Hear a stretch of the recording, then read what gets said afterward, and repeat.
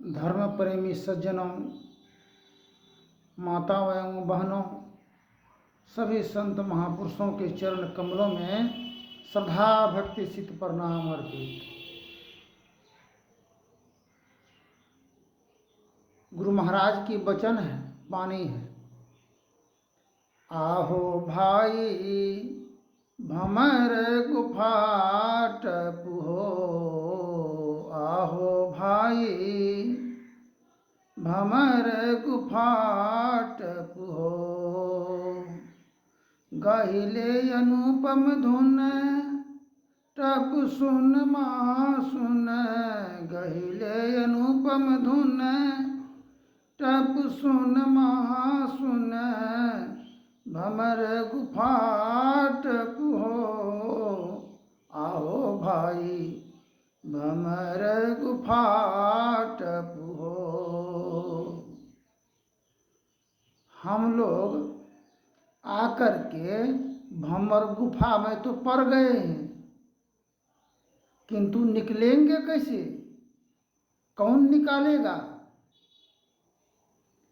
जुक्ति मुक्ति का साधन है, जुक्ति से मुक्ति मिलेगा। एक रामपुर के पोद्दार परिवार का सदस्य बोल रहा था कि दास जी, जो हमारे गांव में 10-15 जो बाबाजी साधु सब है, वो जब तक गांव से अगर निकल जाएगा, गांव में अमन चैन सुख शांति प्रदान हो जाएगा। सब खोचर का जड़ ये बाबाजी सब है, यही सबको लड़ाई लगवाता है, बवाल करवाता है। कहने की तात्पर्य है, बाबाजी को निकालने की मन हो रहा है। जो साकट मांस मदिरा का सेवन करने वाले हैं, उनको बाबाजी सबसे एलर्जी है। अब बाबाजी को एलर्जी है ये मांस मुर्गा मुसल्लम खाने वाले से, दोनों का एलर्जी है। किंतु एलर्जी जब भी होता है इंसान को, तो स्वयं एलर्जी का टेबलेट गोली खाना पड़ता है, इंजेक्शन दवाई लेना पड़ता है, डॉक्टर के पास जाना पड़ता है एलर्जी से, नहीं तो पूरे देह हाथ में नोचनी हो जाता है। इसी प्रकार मानव जीवन में संत साकट दो वर्ग की लोग में झंझट है, बनान नहीं है, मतभेदी है।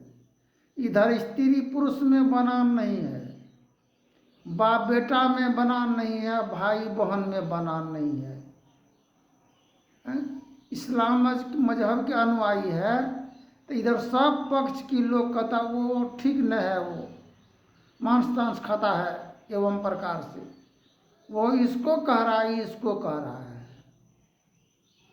सभी अजमनस्ता की निवारण के लिए मैला, आज का विषय है मैली दामन। तो मैली दामन को कैसे धोया जाएगा? मैला से मैला धोआ नहीं जाएगा, सफा नहीं हो सकता है।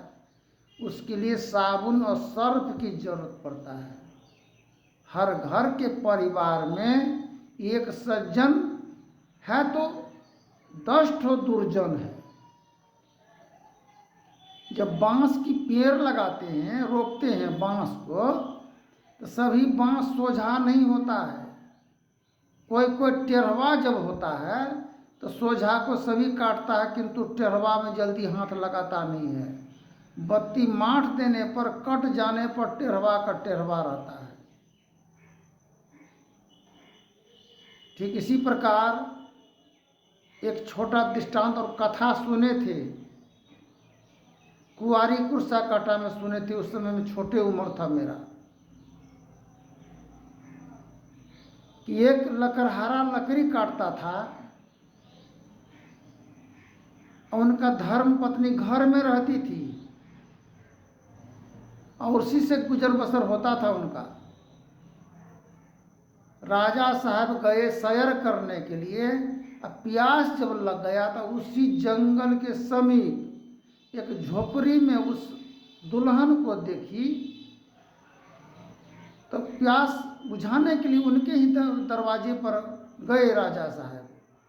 बोला पानी पिलाओ, तो पानी तो पिला दी, किंतु राजा साहब मन में सोचे, बोले देखो इतना गरीब और मुसीबत भरा जीवन व्यतीत कर रहे हो, तुम्हारा पति क्या कार्य करते हैं? बोला लकड़ी के काटने की कार्य करते हैं, इसी से गुजर होता है, कभी भोजन उपलब्ध होता है, नहीं तो कभी भूखे सोते हैं पानी पी करके, इतना इसमें ही गुजर बसर होता है। राजा साहब बोला ये लेटर पेड पर लिख करके देते हैं, ये सारे जो जंगल है इस सभी का हुकूमत और मालिक तुम ही रहोगे, अपना उससे गुजर और बसर करना। दे दिए राजा साहब उनके धर्मपत्नी को, लकड़हारा के जनानी को। राजा साहब चले गए, और जब लकड़हारा आया तो बोला ऐसी बात है, ये लकड़ी जो बन है इसका मालिक आप हुए, हम हुए, क्योंकि राजा साहब को पानी पिलाए तो दर्बित होकर के ये दिया है लेटर पेड में लिख करके। बोला बहुत अच्छा हुआ, ईश्वर सुन लिया हम लोगों की पुकार प्रार्थना को, इतना निर्धनता जीवन व्यतीत कर रही थी। उस दिन से पहले तो थोड़ा ठाल पांगुर काट के बेचता था, गाछे काट काट करके बेचने लगा, बेचते बेचते बच गया थोड़ा बहुत। एक ज्ञानी पुरुष जा रहे थे, बोला क्या करते हो जी करके, आपको सूझ नहीं रहा है क्या करते हैं? हम गाछ काटते हैं, बेचते हैं, खाते हैं, ये मेरा नित्य प्रतिदिन का कार्य है। बोला ये सभी गाछ तुम ही बेचे हो? बोला हाँ सब तो हम ही बेचे हैं। जब ये 10 ठो और बिक जाएगा तब क्या खाओगे? इसको समझे ये किस चीज़ का गाछ है, सब तो बेच दिए तुम। बोला चंदन की लकड़ी है, इसका बहुत मूल्य, कीमती मूल्य है, तुम जलावन के रेट में बेच रहे हो जा करके। बोला क्या करेंगे? तो हम तो नहीं जानते थे। बोला ये ठाल पांगुर थोड़ा बेच के करके गुजर करो, और उसी में से फिर गाछ ला करके जितना तुम उजारण किए हो, बेचे हो, फिर लगाओ, बगीचा लगाओ, फिर तुम्हारा बाल बच्चा क्या खाएगा? सब तो तुम ही खा जाओगे तो बेच करके। ज्ञान हुआ, संत देते सतज्ञान, सुन के मिटता ज्ञान, सुख होता महान, भजो साध गुरु ये। गुरु ज्ञान सूर्य रूप, उनकी ज्योति अनूप, उनके ना से भरम तम कूप, भजो साध गुरु ये। गुरु ज्ञान की रूप हैं, अंतर हृदय में प्रकाश प्रज्वलित करते हैं। बाहरी सूर्य की रोशनी सारी संसार जगत को प्रकाशित कर सकता है, किंतु अंतर हृदय में परांधकार को नहीं मिटा सकता है। गंगा की पानी बाहरी तन को धो सकता है, किंतु अंतर में परामन को नहीं धो सकता है। मलिन विचारधाराओं का अंत नहीं हो सकता है। ये जब भी होगा सत्संग से, ज्ञान से होगा, इससे कल्याण होता है, मानव का जीवन धन और कृतार्थ होता है। किसी पंथ मत, किसी मजहब की सलाहकार उचित विचार देते हैं। मानना और नहीं मानना हम लोगों के अपने ज्ञान पर निर्भर करता है। ठीक इसी प्रकार ज्ञान हुआ। एक पुत्र अपने पिताजी को कहता है, पिताजी आप घर बैठ जाइए, गाछ वृक्ष लगाइए, बाग बगीचा होगा, बाल बच्चा आपका पोता पोती क्या खाएगा? पिताजी उत्तर दिए अपने पुत्र को, देखो पुत्र, सारे जवानी में इतना बाग बगीचा चमन बनाए, रोशन बनाने की कार्य किए हैं, अब तुम लोग आकर के गार्जने को उत्पात मचाना शुरू किए हो, आत्मघाती हमला करने पर उतारू हुए, अमन चैन का जीवन जीने नहीं दिए। इतना करने पर अब अगर इससे आगे अगर किया जाएगा तब तो अंत घड़ी का ही सामना करना पड़ेगा। अब लगा करके क्या होगा? ठीक इसी प्रकार बाल बच्चों में वह ज्ञान नहीं होने के कारण कि मेरा माता पिता कितना परिश्रम से धन अर्जन किए हैं, चाहे छोटा मोटा ही क्यों नहीं घर बनाए, उसमें उसका खून पसीना और मेहनत लगा है। हम उस मेहनत से और आगे कार्य को बढ़ाएंगे। एक शिक्षक से, आजमनगर की शिक्षक से आज के ही वार्तालाप के क्रम में वह बोले शिक्षक कि देखिए दास जी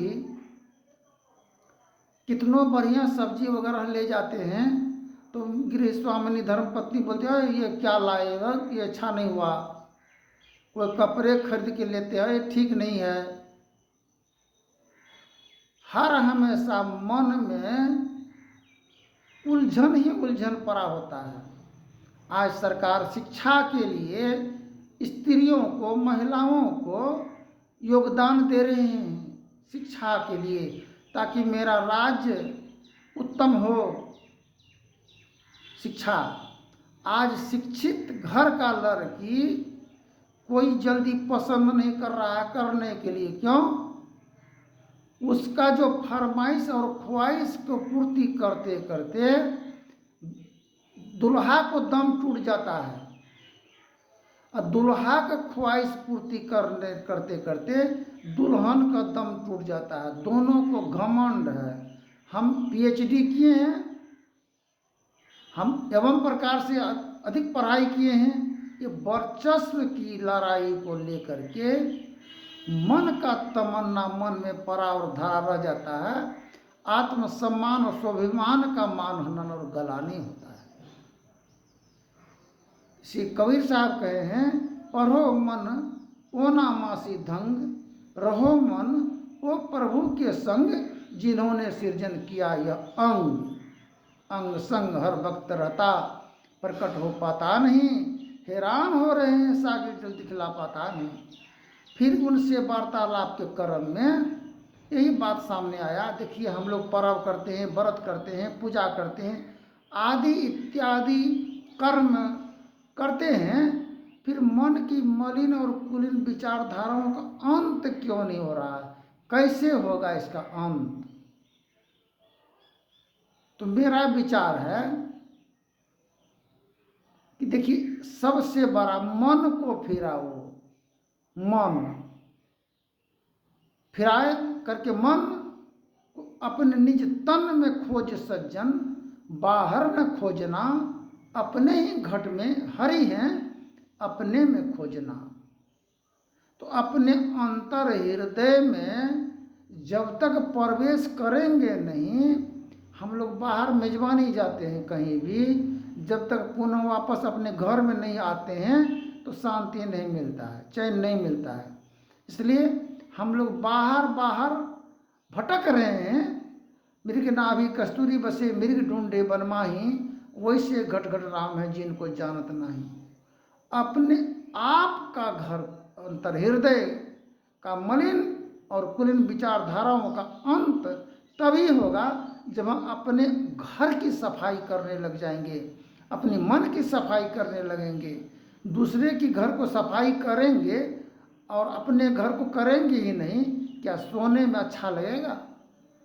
अपने आप पर आत्मनिर्भर बनने की जरूरत है। सबसे बड़ा धर्म तो है वफादारी, दया करना, प्रेम, आदर, मान, सम्मान। ये हम लोगों के जीवन से जो अलविदा हो गया, सदियों से देखा जा रहा है। इसको कायम करने के लिए हम लोगों का एक मत और एक विचार बनाने की जरूरत है। फिर आगे प्रसंग बोलेंगे। धन्यवाद। जय हिंद, जय भारत।